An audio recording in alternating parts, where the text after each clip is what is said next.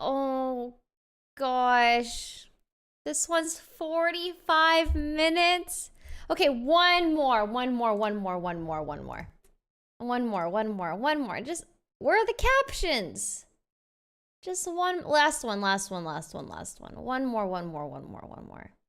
Last one. Okay.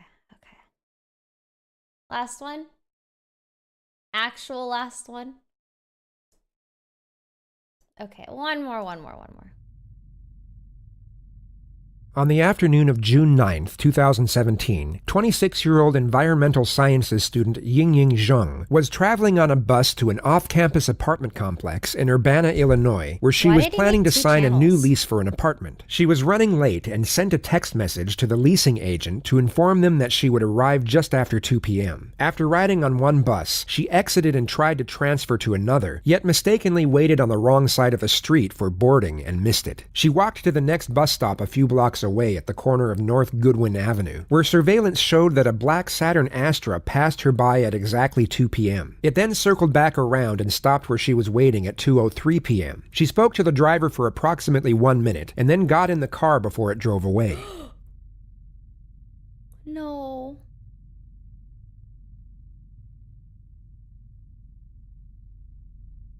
No. She trusted a stranger.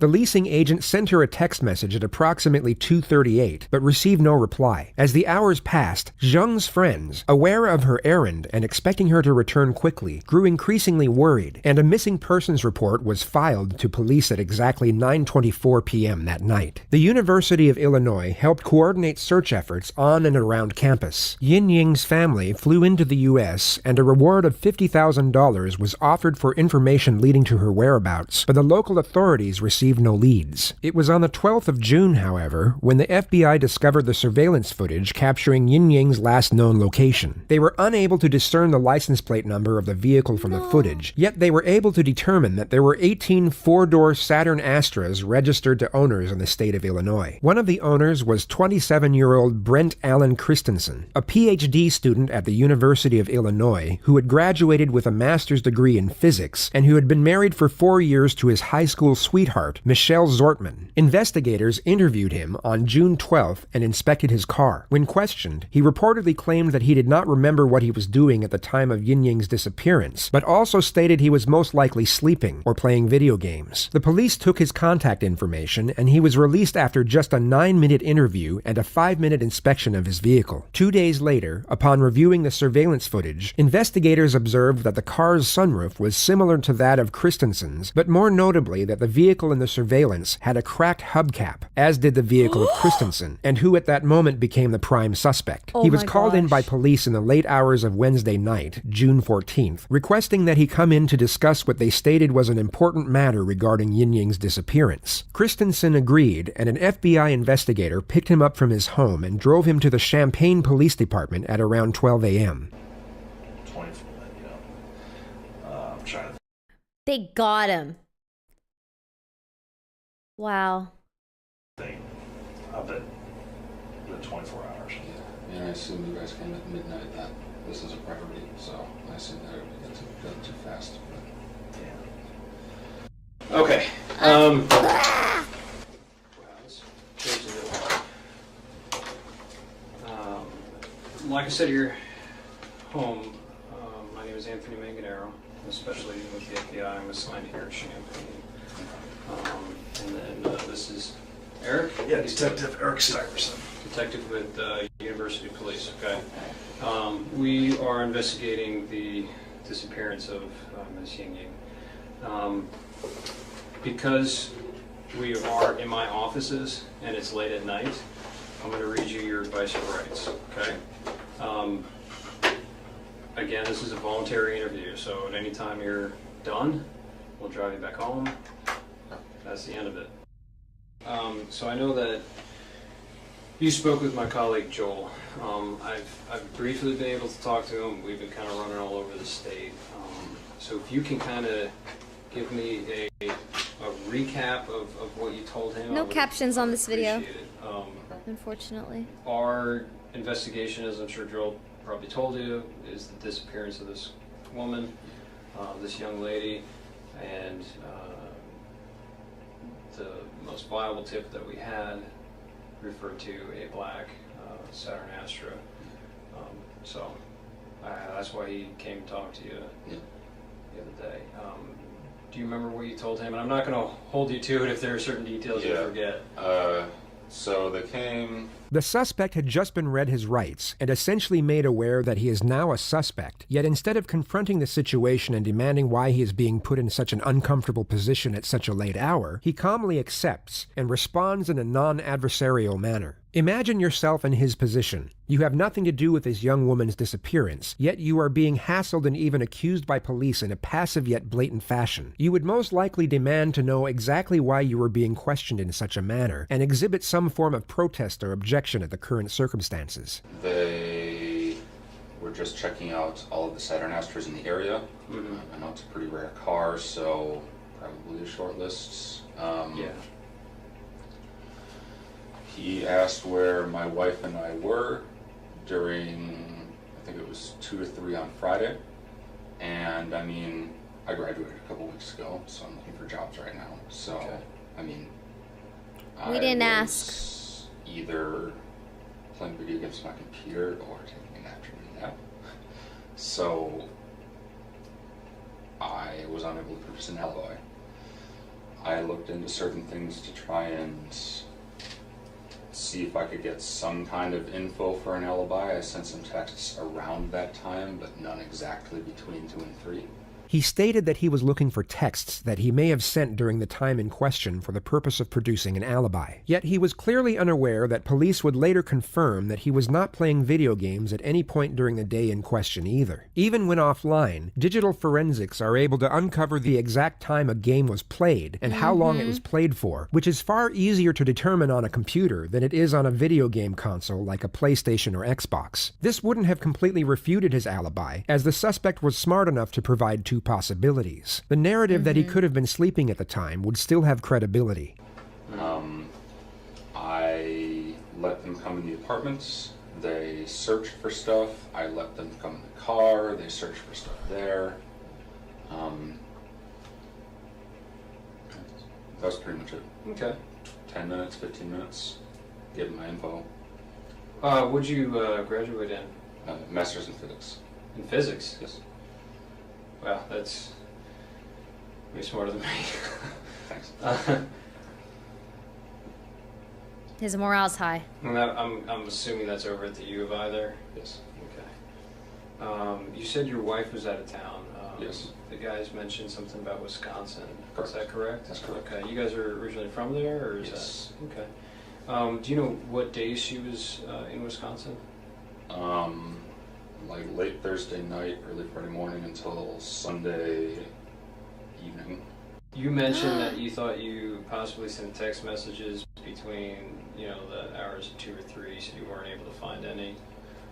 That's correct. Do you recall any text message they sent that day, or like were there Oh yeah, there were one. times? I actually left. Well, they didn't look through the phone, but I was showing them texts on my phone. Okay. Like someone sent me a text at like 1:30. I responded at like 3:45 or something Okay. like that. So there are texts around it. Yeah, but maybe not. Not exactly that between specific. 2 and 3, and that's why I think I was probably lying down and sleeping, just because, like, especially now, I'll typically do stuff in the morning, look for jobs, apply to a few, and like, I lie down to sleep, wake up, respond. It definitely fits. Okay. So. Was that kind of pattern of kind of looking for jobs, kind of having a little relaxation after graduation, was that typical of the entire week prior? Looking for unfamiliar patterns in both the suspect and the missing person's behavior is routine procedure in a missing persons investigation. The question is posed to the suspect in a delusive manner, as anything he says at this point will not be taken at face value. The investigators will be relying solely on forensics and witness statements to determine any shifts in behavioral patterns during the week in question. Yeah, pretty much. Okay. Yeah. It's, Do you remember specifically if you sent any applications out online or if you visited any places On Friday. throughout the week.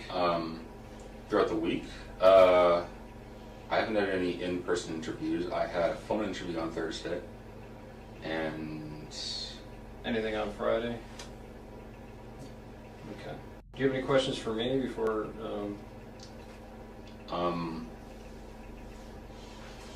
Why am I under suspicion? Is it just my car, or is there anything else? I mean, that's, you know, a large portion. I mean, it is a very unique car. Like I said, our search warrant is just for the car. Yeah. So we can, Yeah, you know, look into it. We can, of course, see what we can find, and of course, you could also turn around and exonerate you completely. I mean, we're talking about a very rare car. Yeah. So, The suspect cannot be detained at this moment and has just showed the first sign of contention. The first direct confrontation is yet to take place, and detectives will always plan for it to be initiated by them. For this reason, the lead investigator switches the suspect's focus to a less confrontational matter in order to put him at ease before the first confrontation begins. The detectives want to induce anxiety in the suspect, but it needs to be done at the right time to have the most advantageous effect. I feel like I have to listen so carefully because there's no subtitles. I love captions. how long were you at the U of I? Did you undergrad there as well? no, I did my undergrad at UW-Madison, Okay. and I came here in 2013. Okay. I was initially in the PhD program, but decided I didn't want a PhD, so I just kind of left with the master's. Got it. I like the campus. It's all right. Not too bad. It's all right. Did you meet your wife there? Or? No, we actually grew up in the same hometown, didn't really know each other until end of high school. So we both moved to Madison when I went to undergrad and then moved here. Cool. Do you have any questions, Eric? Yeah, the when we were talking about Friday, the day in question on the night, can you remember, you said you played video games all day on Friday? Yeah, Is it just between the time period that he's asking about, or just literally all day? literally all day. At the moment, not really hanging out with too many people or talking to too many people. My wife and the girl I talked to, she was busy, my wife was out of town, so it's like, well, I'm alone today. So, yeah, it's just You kind didn't go of. cruising campus or anything? I did on Saturday, but I mean, getting a little stir crazy, just decided to go for a drive on Saturday. But Did you go out to eat or anything? Go any places? No, I didn't go out to eat. Whenever two investigators are conducting an interrogation, they will always decide which one of them will be initiating the confrontation beforehand. Experienced investigators are often familiar enough with nonverbal cues that even a slight pause or look will be enough to signal the start of the encounter. Sick. Oh, there it was. He said it's time. You know that we didn't bring you all the way up here to talk about video games and what you had for lunch that day. Yep. Why do you think that we brought you up here? Because the car I own was seen picking up a girl that's missing. The confrontation is initiated in the form of a question, and the suspect is put on the spot. Instead of responding to the confrontation with a confrontation of his own, which is a common reaction for a truthful subject, he tries to give a justifiable reason as to why he is being questioned without acknowledging the severity of that same element. He's trying to avoid the confrontation. Predictable. Yeah. Yeah. So who was driving that car other than you on Friday night? Oh. Friday the 9th. You're driving your car on the 9th, weren't you? Does anybody else have access to that car? No one has access to that car. Okay. So how many sets of keys do we have to that car? 2. And where were they on the Friday? One. I would have had one. My wife would have had one. And hers were in Wisconsin, right? Yeah. And what do you keep on that keychain? You keep both sets of keys, right? One for the Camaro, or do you have separate sets? I have one keychain, but sometimes I take the Camaro keys off of it. So. Now let's talk specifically about Friday. Okay. Okay. You went to school for how long at the U of I? Since 2013. Since 2013. Yeah, so you're very familiar with our campus. Not really. I never really talked to anyone. So So you're kind of a loner? yeah. But specifically on that day, okay, when you originally told the agents that came to your apartment that you just played video games all day long. You didn't leave the apartment. Yeah. But it's fair to say that we know that that's not true, correct? Why would I lie? I mean, You know why. Maybe there's some misunderstanding why we're here. Because like I said, we're not just looking for a needle in a haystack.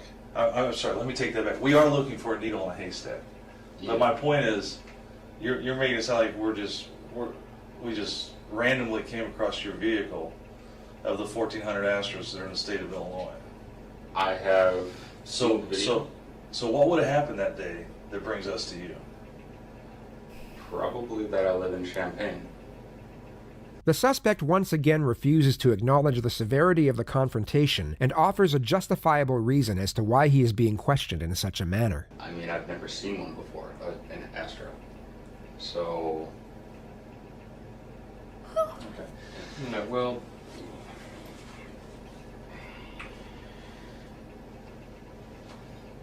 believe me when I say that the full weight and force of the FBI Fear is up to descend on technique. that It's vehicle time. and all that entails. okay. Okay. Right now, my primary concern and why I've been out till midnight, and these guys have been out till midnight every single night, is we're trying to find this girl.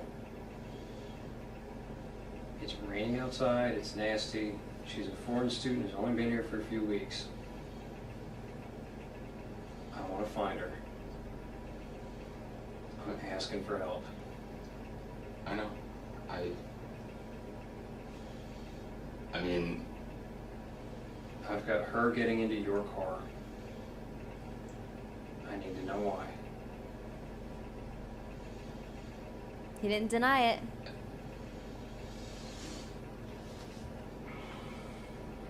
That's awkward. there's Brent, I need to know why she's getting into your car, and I need to know where she went. That's awkward. If we can help her, we need it done now.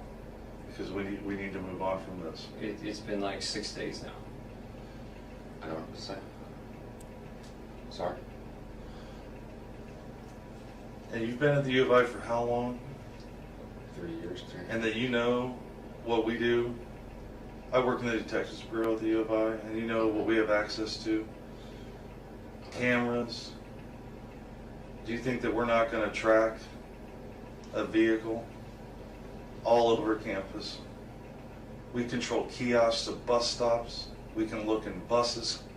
We can look in every building out on the streets.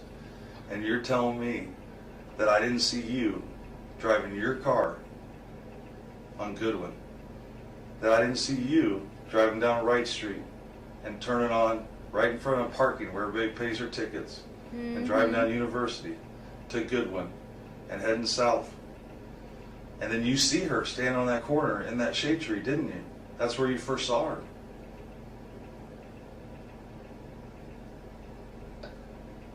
And then you turned. You turned on He's so Clark, guilty. and we still have cameras. I've seen the videos. I didn't see me. You've seen what we've allowed you to see. Can I see Idiot. the stuff that you're talking about? Do you think that we brought you up here to show you video? We want to understand why you did it. Yeah. We want to understand why you stopped her to pick her up. Was it to give her a ride? Are you afraid to tell us that you gave her a ride? Maybe you wanted to make a couple bucks as an Uber driver, and she told you I had to go sign a lease at One North, and you're like, oh, I know where that's at. I'll drop you off. If you're afraid to tell us that you gave her a ride someplace, we can work with you there. A familiar technique that has no official name but is widely recognized and routinely put into practice. The detective is essentially trying to get one foot in the door by aiming for a lower level of initial admittance. He is aware the suspect is unlikely to provide an outright confession, but more likely to at least acknowledge that he was driving the car that picked up the victim, and even more likely to do so when afforded an exit strategy. He is also given a justification as to why he has been reluctant to divulge this information up to this point. You will now see the suspect start to physically shake as his mind races back and forth as to whether to take the bait or not. But I know that you picked her up. I know you did. Oh my god, he's so I nervous. saw you in your shirt. He's Arms shaking. fully extended. Oh my god, he's shaking. Where did you drop her off at? She was looking for a ride. She had missed her bus. She told you she was going to 1 North, so where did you drop her off at?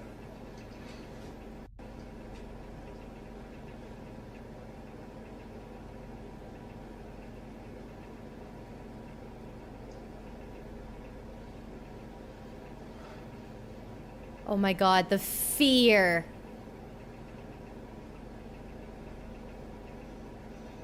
Maybe I'm getting my days mixed up then. Okay. I thought I drove around on Saturday. I did pick a girl up. I don't remember where. Okay. I saw her picture. I don't think it was her, though.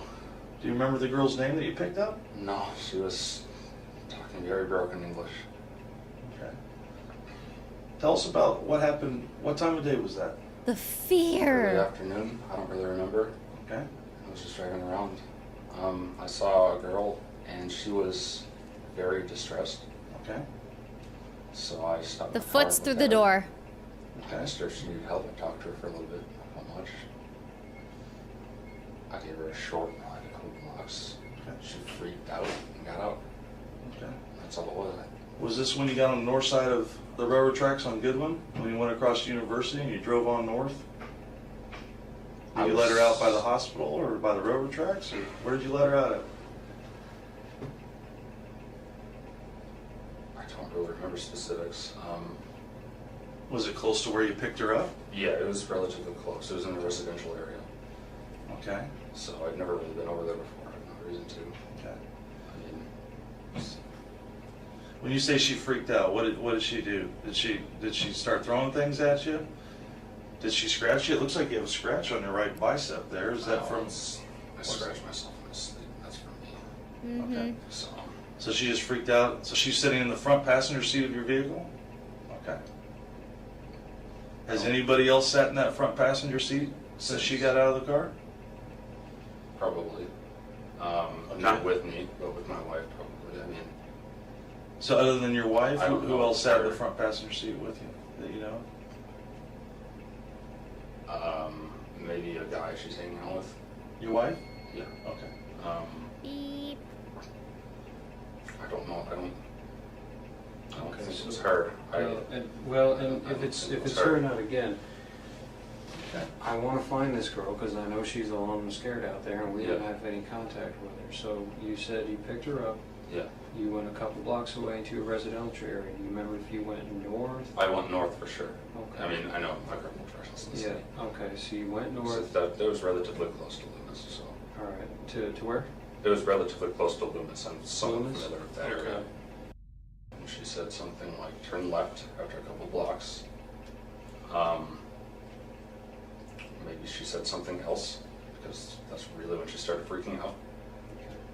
And she wanted to get out of the car, get out, try pulling the door. It's locked because the car auto locks. Mm-hmm. I unlocked, she got out. Does it? Where were the streets at? Do you remember? No, I don't remember. Do you remember what she was wearing? He's lying. No, I don't. What was her ethnicity? You said she had trouble speaking English. What was She was Asian. She was She Asian. was Asian. Okay. What do you think? How old do you think she was? Do you think she was a grad student, undergrad? Was she My somebody? guess was about 20. Okay. My guess was about 20. She was Her 26. hair length-ish, kind of here.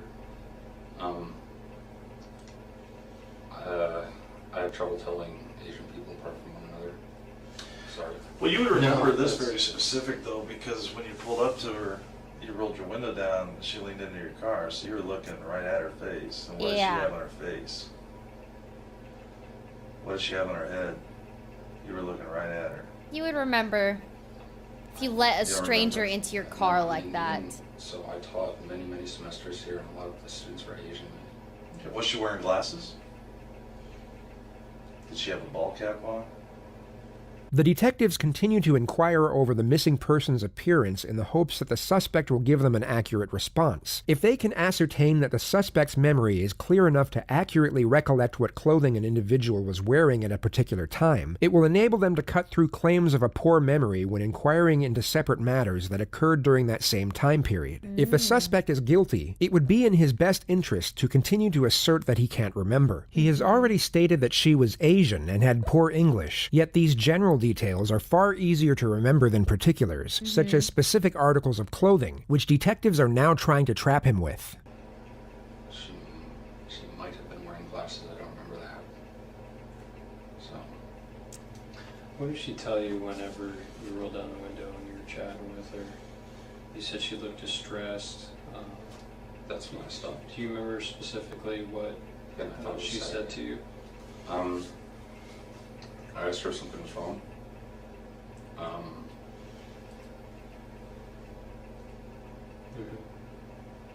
What'd she say to that?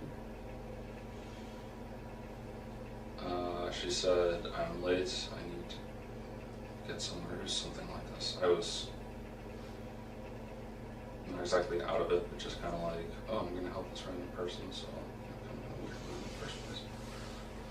So she said she was running late for something? Yeah. And I was like, oh, okay, well, you're right, because again, I was just trying to run around. So, Did she say where she was trying to get to? You mentioned the showing the phone with the mask. she said she had a meeting with her professor. When I told her my name, she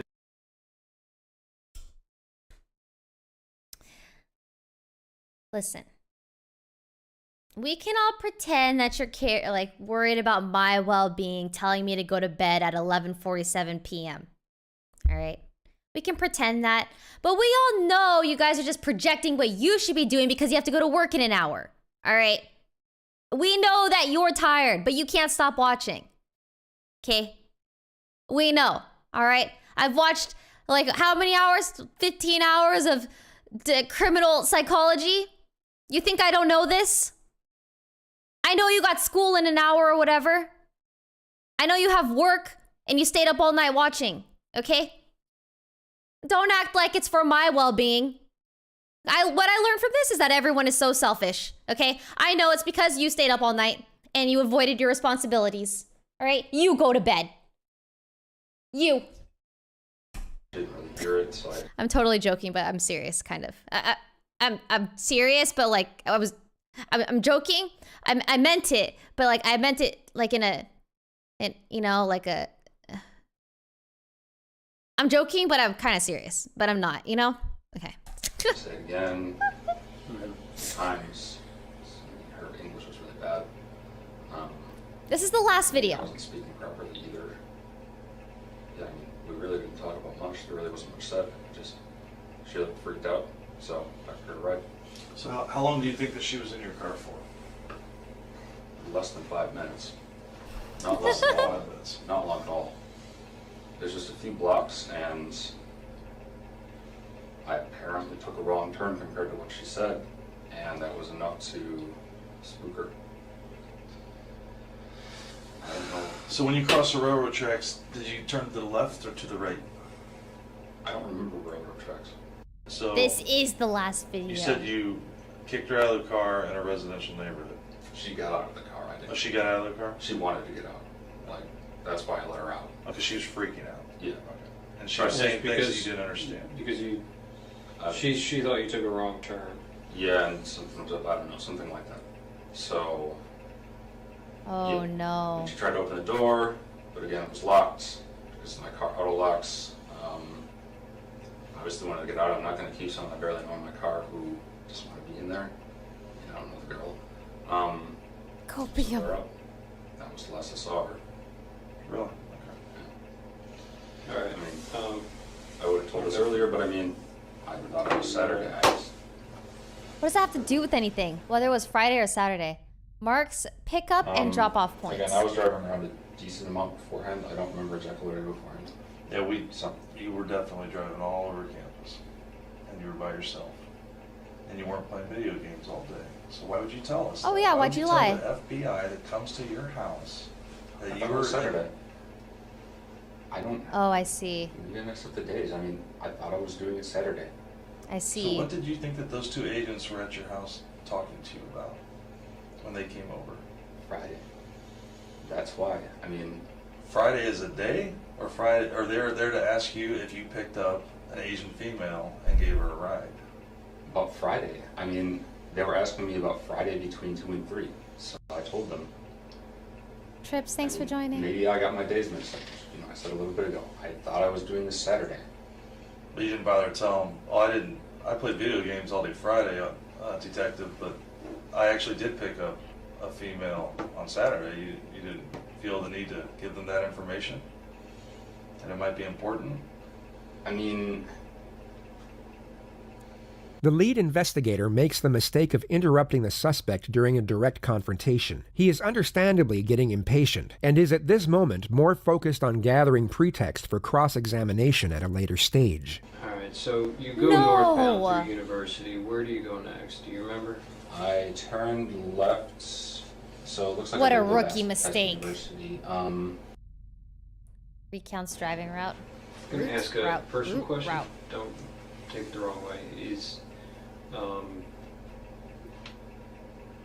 You mentioned your wife went on vacation with another friend.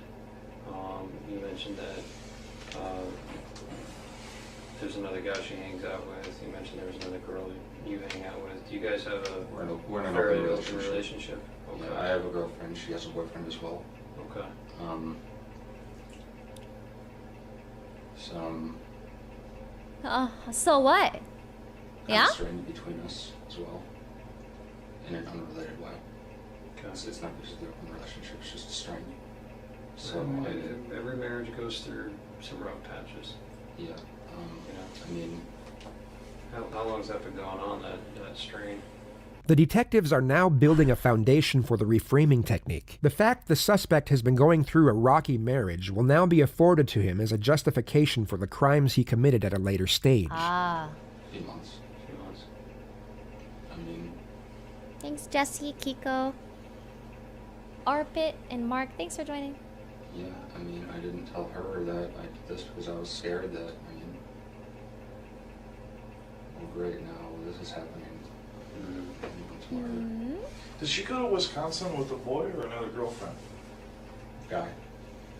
How'd that make you feel when she went away for the weekend, this long weekend with that guy? Lonely. Yeah. And it's okay. Those are normal human feelings. Yeah. Did you feel hurt? Well, yeah, but I mean, she's been since that for a while. But still, she's your wife, and it's tough. You know, even if you're in an open relationship like that, where it's tough to see somebody you care about, that you love, to go someplace else with somebody else and not include you. Yeah. And I get that, man. Is that why you were driving around campus all day, pretty much all day long on Friday? Because you missed her? Just trying to clear my head. Yeah, more or less. That's understandable. And I stir crazy. I was. Hmm. Yeah, I thought it was Saturday. So, Did you talk to any other girls that day?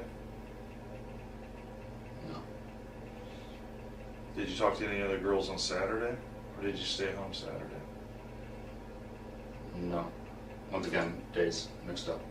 Okay. Yeah, I'm not trying to When trip I you up was- on the days. When I was driving, I'll put it in a clear way then. When I was driving around, she was the only person I talked to. Okay, dude. Okay, What is fair that enough. donation? Do you remember what time you started driving around campus that day? This is not the last The one suspect technique. was driving around for over 2 hours before he picked up the victim, which was used to assert the argument that he was premeditating an abduction. You Yeah, remember driving off campus in he Urbana? was premeditating an Into a abduction. residential neighborhood in Urbana? Abduction. If I did, it wasn't that far. He planned this. Were you in Orchard Downs? Orchard Downs. Where all of our married student housing is? There's a large Asian community that lives out there. Are you driving around Orchard I Downs? did go to Orchard Downs for a little bit, but there was construction, so I turned back. This was used to assert the argument that not only was the abduction premeditated, but he was specifically targeting a female of Asian ethnicity. Yeah, he So you were cruising was. around campus a bit, trying to clear your head. Yeah. Your wife was up in Wisconsin with her boyfriend. While you're cruising around, you saw Miss Ying Ying. She appeared very distressed. She appeared very Is that abductable. correct? If it was her, yeah. I mean, again, I don't. If I recognized her, I would have told the agents that came on Monday or Tuesday Blah, that it blah. was her. Okay. Like, because I knew she was missing. Yeah? I picked up an Asian girl. I thought she was about 20. When she said she was distressed, or you said that she looked distressed, what did she say to you when you rolled your window down and talked to her? She said she was late for something. Other than that, did she tell you what it was? She Or said where it she was had at? a meeting with her professor. Again, my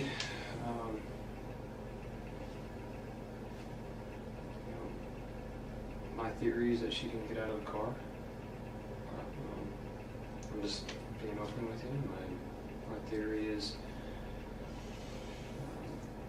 This guy, she was in there a little bit longer.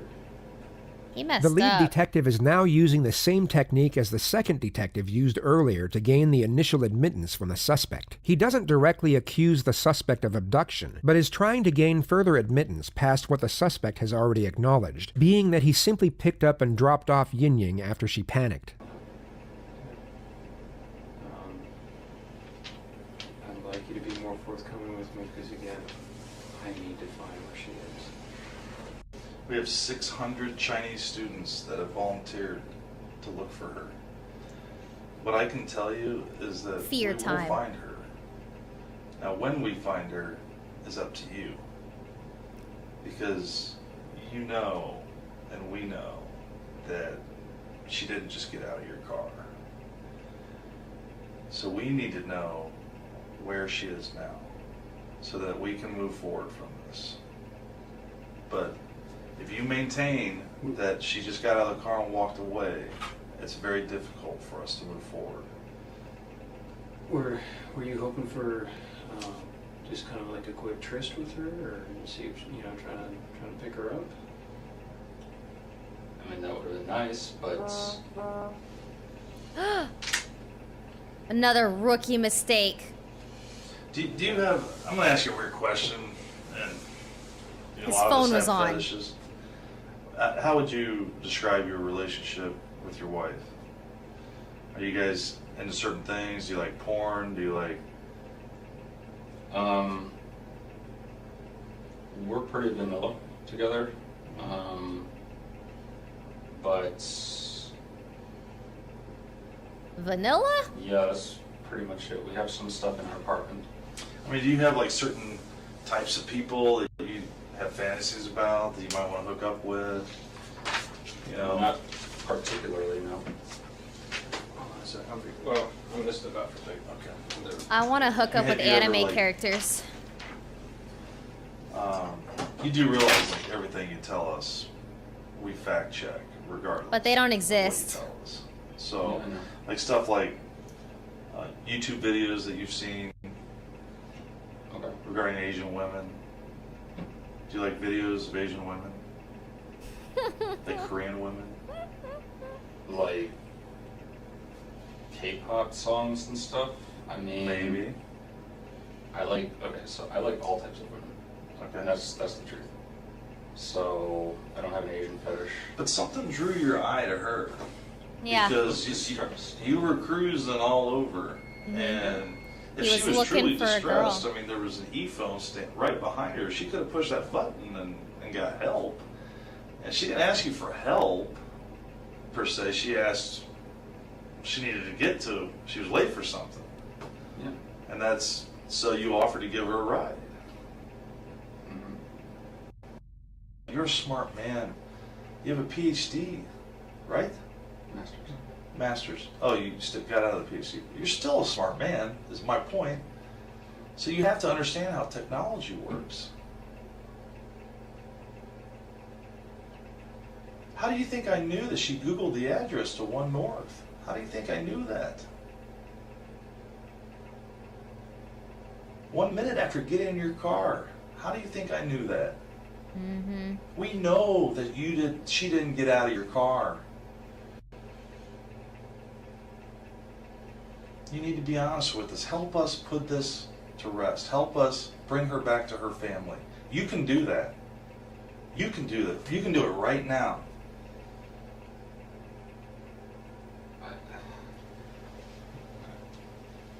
I understand if you've had dark thoughts. I understand if you've been depressed. I understand if you've been drinking too much at times.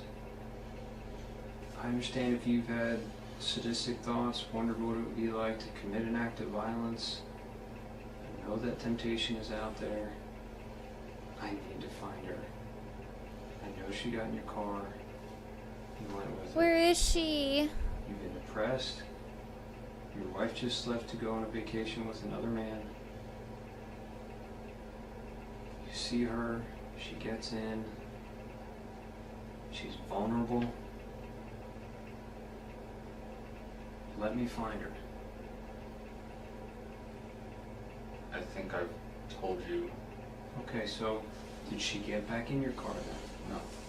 Did you get out of the car and follow her? No. Definitely not. I didn't get on my car single time. Why not? Was it because of the kind of neighborhood you were in? I don't know anything about that neighborhood. So. Did she run away from you? Did she stand there? No, she stood there. Looked at her phone. And I drove away. Were you attracted to her at all? Reasonable amount. I mean, she's a good-looking girl. Did the thought cross your mind? Yeah, the thought crossed my mind, but it probably happened with anyone. I mean, maybe she's into that. Is my point. And I'm not judging you. If she got in your car and she wanted to go to another location, you guys have some fun, roll around, have sex, consensual sex. Something happens. You panic. Is that a possibility? You sure? Yeah, I'm sure. So you're telling me you never had sex with her? I never had sex with her. Never penetrated her with your fingers? Any parts of her body? With No. your penis? No. With your fingers? No. Never had sex. Did you kiss her? No.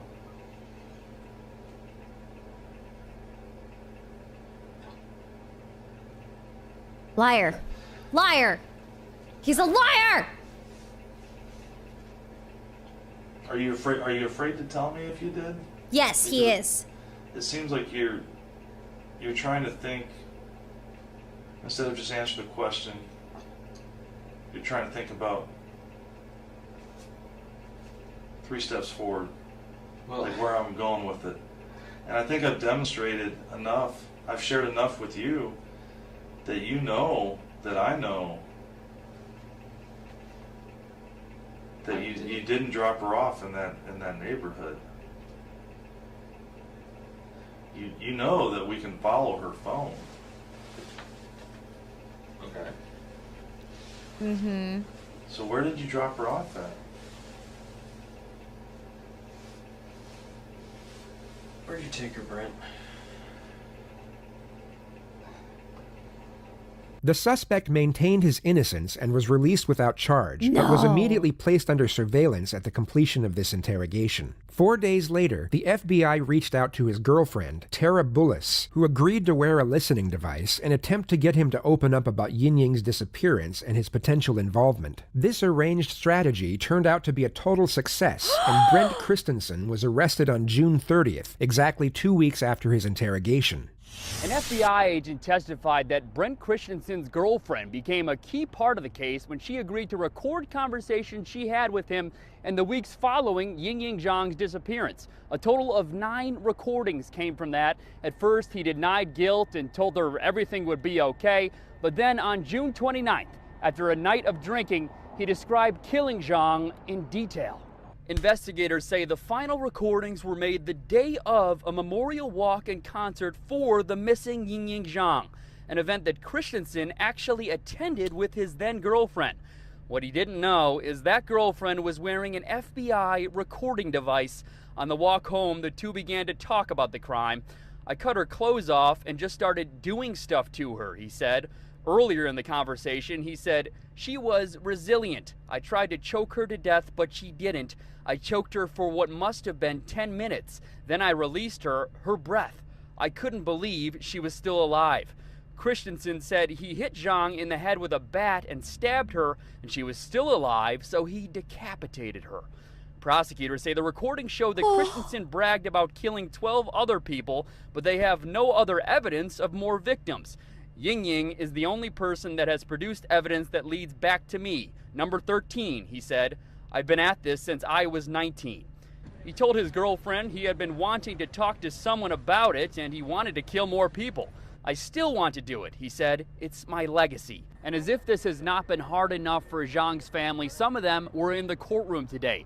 Zhang's father kept his eyes closed during that recording. Christensen was mostly expressionless.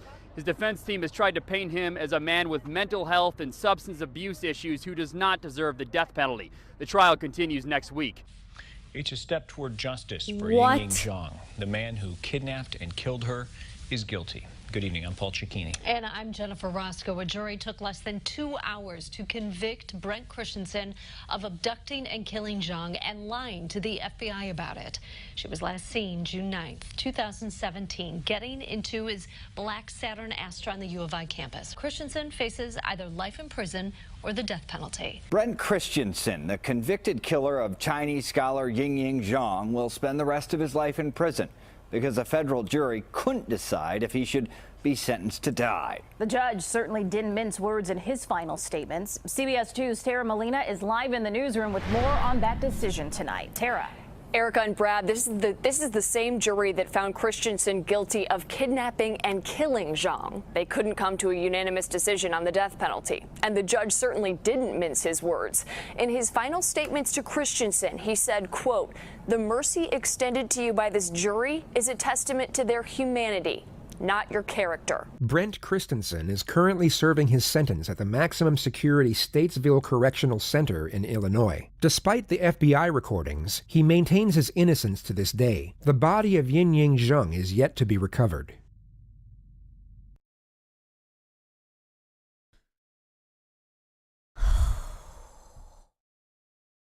It's kind of creepy that